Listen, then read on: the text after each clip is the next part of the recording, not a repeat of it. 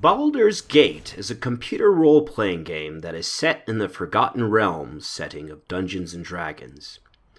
It was originally released in 1998 to critical acclaim, selling over 1 million copies worldwide, which was a huge success for a game released in the late 90s. Despite its age, it has remained a timeless classic in the RPG gaming community, and in 2012 was re-released by a company called Beamdog into what is now the Enhanced Edition. This edition provided a lot of quality-of-life updates to the game and improved its graphics and resolution, allowing the game to run more easily on modern PCs. In this video, I'm going to unveil the experiences I had with the game playing it in 2023. Is it still a fun game to play? Does it still hold up as a fun experience in the modern era? A bit of a disclaimer, I am a fairly new fan of the Dungeons & Dragons franchise, and have played my fair share of campaigns in the last 4 years, but I never grew up with the game, so a lot of my observations are going to come from more of a modern gamer's viewpoint than someone who experienced this game when it was first released. I first purchased the Enhanced Edition of Baldur's Gate somewhere in 2019. At the time, I had just finished my first D&D campaign and thought that now that I had some background knowledge, I could sink my teeth into some of those older CRPG-style games where you control a party of adventurers, completing quests and saving the world. I was in for a big surprise when I started up the first Baldur's Gate.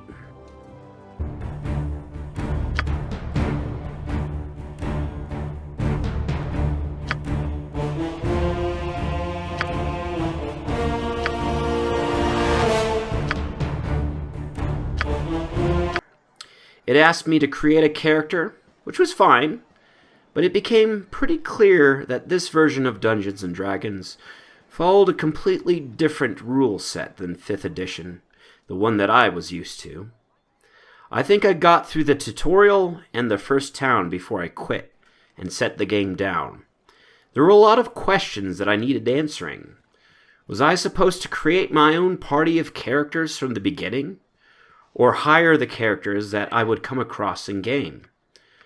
Was it wise to get a full party together as soon as possible for easier combat encounters? Or should I solo the game alone, facing potential higher difficulty but more experience gains? Regardless to say, I put the game down and didn't end up picking the game up until earlier this year, when after having played the original Neverwinter Nights, I was inspired to go back further in history to experience where it all began. When I first started playing, I must have started over 4 or 5 times before I finally stuck to one campaign and finished it to its conclusion. Again, the min-maxer in me was constantly asking if I was playing the game how it was intended.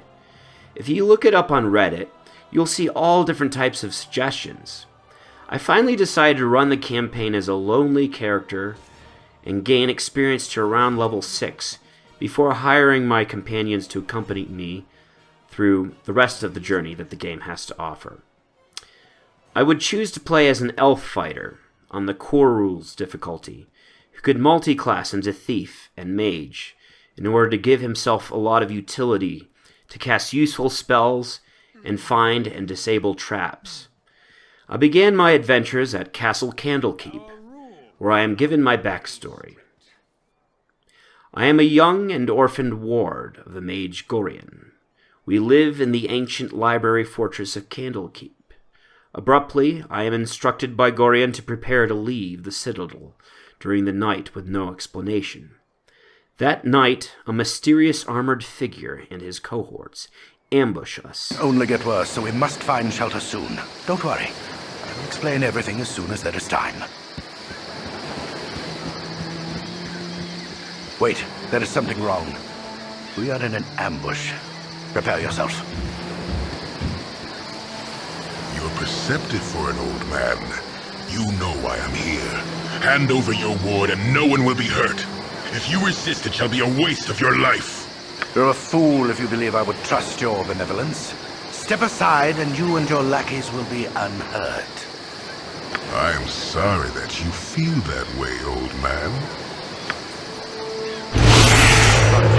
Get out of here!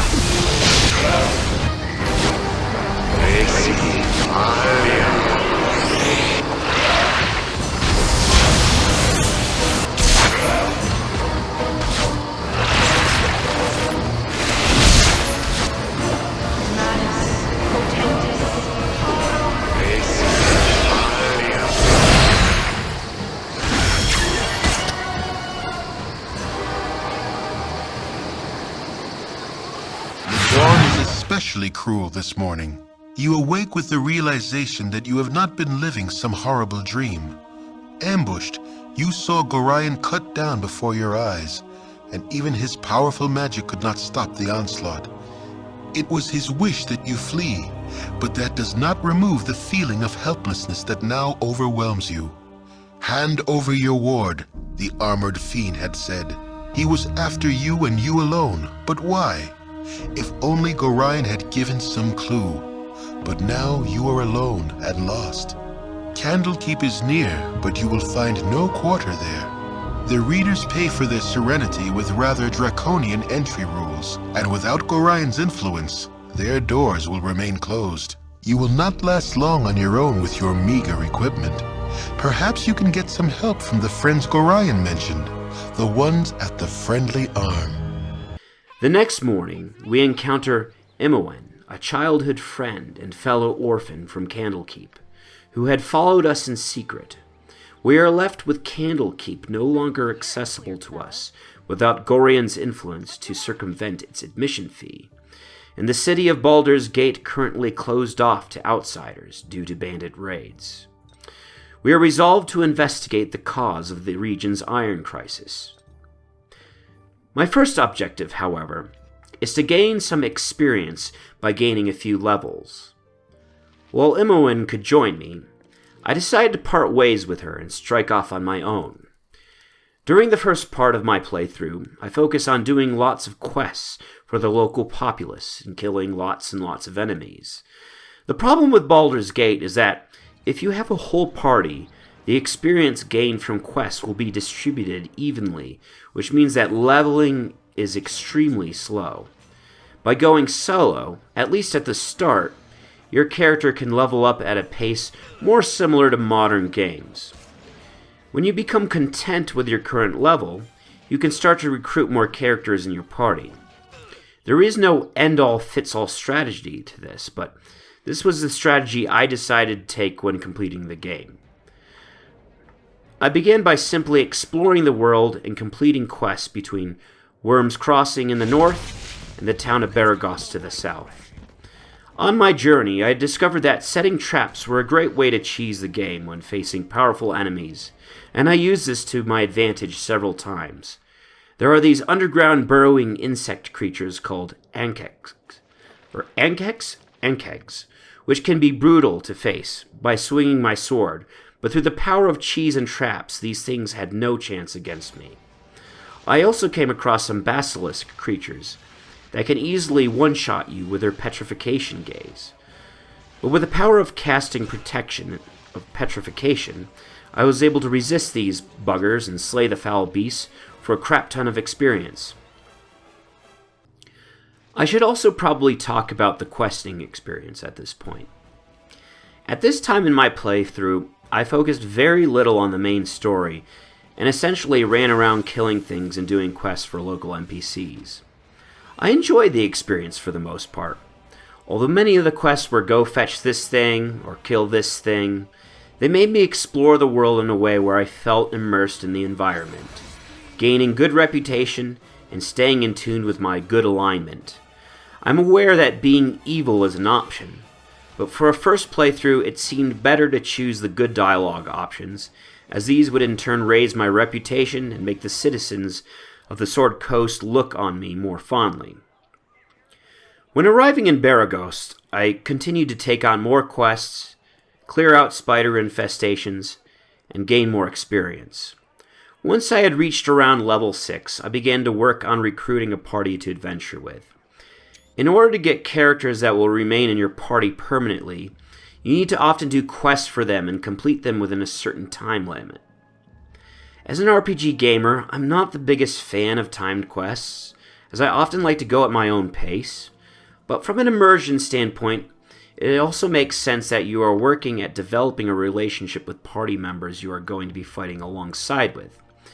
In general, I found that keeping characters of good alignment was much easier to manage than a party of evil and good characters. After a while, one alignment will start bickering and arguing with the other until they decide to attack the party or leave the party altogether. My dwarf companion Kage decided to leave the party after getting sick of pretty much everyone in my party, simply because he was the only evil-aligned character.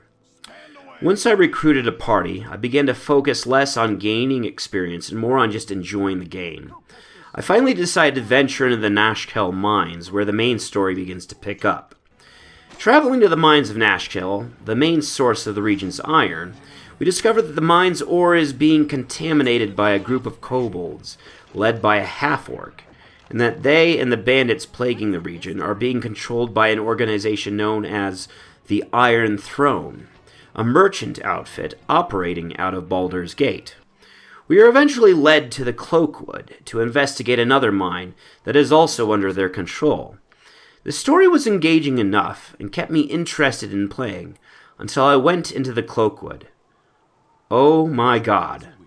The web traps that are laid in this game are insane, and at this point I didn't realize that as a multi-class thief fighter mage, I needed to not only unequip my armor for casting spells, but also for disarming traps. I, for some reason, thought that my disable trap skill wasn't high enough. Nope. I would finally learn this later on. Anyhow, after playing around in this spider-infested zone, I got a bit burnt out and set the game down for a good 3 weeks. It was a nightmarish zone that I would not wish on anyone. Lesson to self, know the mechanics of the game. After rage quitting, I did finally pick the game back up and continued through the main campaign and story, until finally reaching Baldur's Gate. It was at this point where I decided to take on a few adventures from Baldur's Gate's original expansion, Tales of the Sword Coast.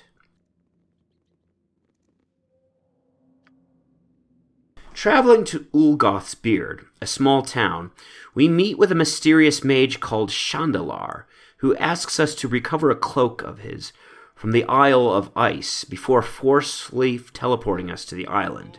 We soon find ourselves fighting against those who are trapped on the island's dungeon, eventually recovering the cloak and managing to return with it.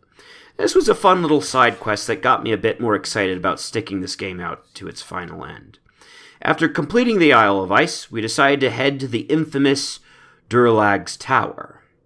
In the town's inn, we encounter a dwarf by the name of Hergon Stoneblade, who asks us to help him recover an item from the dungeons beneath Durlag's Tower called the Soul Taker Dagger. Agreeing to help, we travel to the ruined tower for a guided tour, just as a powerful demon knight claims control over the ruins and its dungeon, forcing us to fight past several creatures while overcoming the traps and puzzles set up by Durlag, eventually defeating the demon knight and recovering the Soul Taker. But boy, was I in for a challenge. Compared to the rest of the game, this fortress was a real dungeon crawl. There were traps at every corner, and this is when I learned to properly take off my heavy armor before disarming traps. At this point in the game, I had decided to also recruit Safana into my party, so that I could utilize her lock-picking ability, as I learned that this dungeon is famous for its high-quality loot. In general, I found this dungeon to be one of the highlights of the game, as I felt most of the game up until this point didn't utilize traps that frequently until this point. While the above levels were fairly easy to navigate, it was the basement levels that kicked my ass over and over again. However, I did finally manage to slog through this piece of difficult content, solving the puzzles of each level, until I faced the Demon Knight for one of the biggest boss battles in the game. And boy, was I not prepared for this. This was the first time I had to eat my humble pie and turn the difficulty down from core rules to normal difficulty. I felt the shame, but I also knew that given my preparation, it would take me all night to get a lucky roll in this fight, and I knew that I didn't want to be tired for work the next day. So compromises must be made. Upon returning to Olga's beard, we are accosted by a member of a cult who steals the Soul Taker from us. Forced to take it back, we venture into the cult's hideout, but arrive too late to stop them from summoning another demon from the abyss, called Ayakletek. Bravely fighting it, we defeat the cult and kill the demon, preventing it from escaping into the rest of the Sword Coast. But boy, this fight was not easy. Using our ranger Kiven, I drink a potion of speed, allowing me to zip around and shoot the stationary cult members as the demon chased me around. I then found out that it would be even easier to stealth him and sneak past the demon, slowly damaging all the cult members until they were dead. Then we ran casting Dispel and finally succeeded in the fight. But boy, did I have to strategize for that encounter. After completing the Durlag Tower storyline, I decided to get back to the core story of Baldur's Gate. While there was some side content I was missing, after the past 2 painful fights, I just wanted it to be done. I had clocked in over 80 hours in the game, and I was ready to just speed to the end of the main campaign. I don't know what it is for me, but when these RPG games start going beyond 80 hours of gameplay, the gaming fatigue starts to hit me badly. Invading the Iron Throne's headquarters, we learned that proof of the organization's involvement with the Iron Crisis was taken by one of the regional leaders when they and the rest of the leadership headed to Candlekeep for an important meeting. Revealing their findings to Duke Elton, the leader of the Flaming Fist, we receive a rare and valuable book, which allows us access into Candlekeep in order to spy on the meeting. During our investigations in the Citadel's library, we discover a prophecy written by the ancient seer Alondo, foretelling how the offspring created during the time of troubles by the dead god Baal, the lord of murder, will sow chaos until only one remains to become the new lord of murder. We then find a letter from Gorian revealing that I am among the offspring of Baal, known as Baal Spawn. During our stay at Candlekeep, we become imprisoned for the murders of the Iron Throne leaders, until we can be transported to Baldur's Gate to be executed. Tethoril, a prominent keeper in Candlekeep, visits us and reveals that a suspicious character the party met earlier, Kovarus, is really the foster son of one of the now dead Iron Throne leaders. His name is Seravok, the one responsible for Gorian's murder, and who also wishes to kill us. Believing us to be innocent, Tethoriel transports my party into the catacombs beneath the fortress, where we battle our way through doppelgangers, taking on the forms of people we knew in Candlekeep. Eyes tonight, and visions of Candlekeep swim into view. As you pass through the gates of the Citadel, there is a flash of memory, and you are a child of only a few seasons once more. At your side is Gorion, gray-haired even all those years ago. How old must he have been to age so little in the time since? Aged as he ever was, you still have to run to keep up with him. He has an important meeting with Ulrond, the keeper of the tomes. An important meeting about you. Funny, you don't remember it. As you stand outside the doors of the inner keep, you can hear the shouting from within. Gorion seldom raised his voice, though you did not care to listen to the discussions at your previous stops either. As you trace patterns in the water of a fountain, a reflection distracts you from the argument. A large raven has perched atop a stone wall and stares directly at you with huge black eyes. You stare back through the mirror of the water and are suddenly afraid to meet the bird's gaze any other way. It has claws for feet. You think to yourself, little skeletal claws. The doors of the keep suddenly swing open, and Ulrond storms out. He glances at you for a moment, but looks away as he speaks.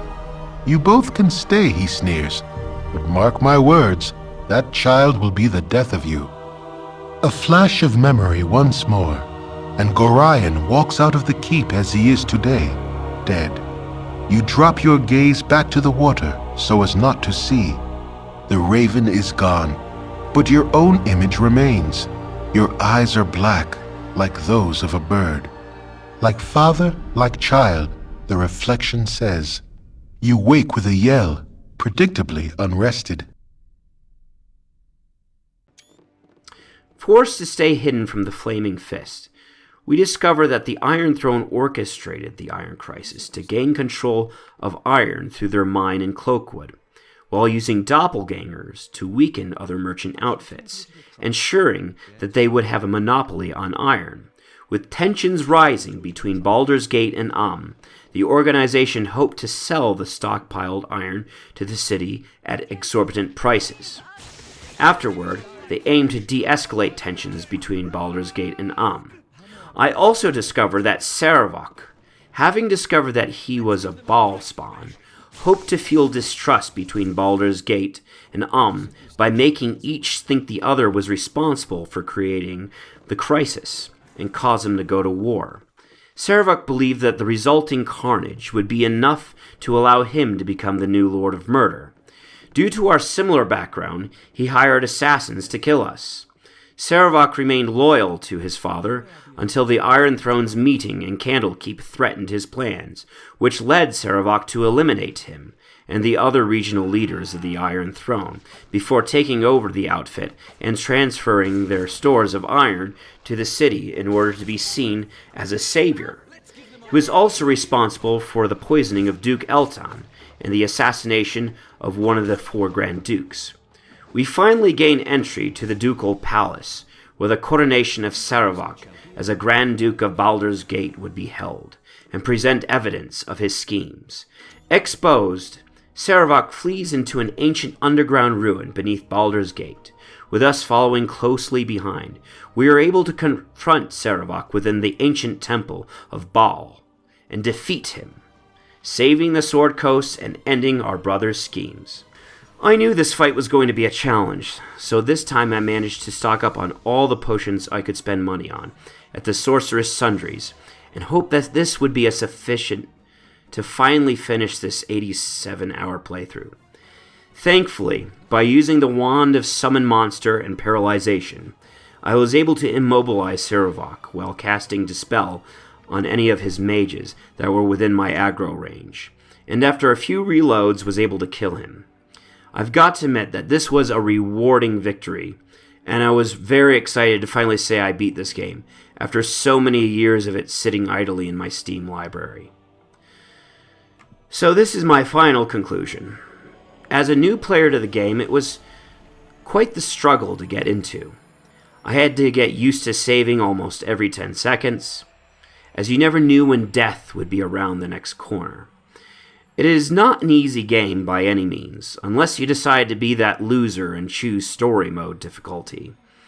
As I said before, I restarted this campaign several times, unsure of how I should build my party and how to properly adventure. I was so used to the modern style of game that holds your hand and gives you a compass that always points you in the right direction. In this game, you have none of that. You have a journal and some exposition, and that's it. It took me a lot of research to finally come up with a strategy of how I wanted to play the game, and I have no shame in saying so. It's an old game that was released way before gamers became so reliant on looking up wiki guides. I also work a full-time job, so as much as I may have enjoyed torturing myself as a young teen, I don't really have that patience anymore. However, once I sunk a good amount of hours into it, I could rage quit and take a break, but the desire to complete the game was strong enough to grab me back again. One thing that I do think aged well are the graphics. It follows that similar color palette that real-time strategy games of the early 2000s had, such as Age of Empires. I feel that style of artwork, though dated, has aged considerably well. I also enjoyed the tactical strategy of positioning my party while skirmishing enemies, and I can see how this genre is making a resurgence with new titles such as Divinity Original Sin 2. I also enjoyed the amount of creativity that went into writing dialogue options when communicating with the different NPCs.